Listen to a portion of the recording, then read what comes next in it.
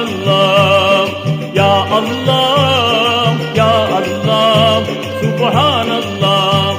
நீ கொடுத்ததற்கே நன்றி சொல்ல முடியவில்லை இன்னும்,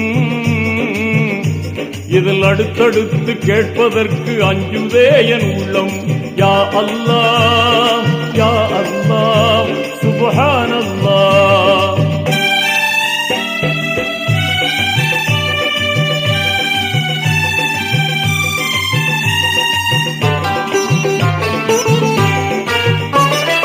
எனது தேவை என்னவென்று படைத்த உனக்கு தெரியும், என் அவசரத்தில் புலம்பி உந்தன் அருளில் என்ன குறையும்.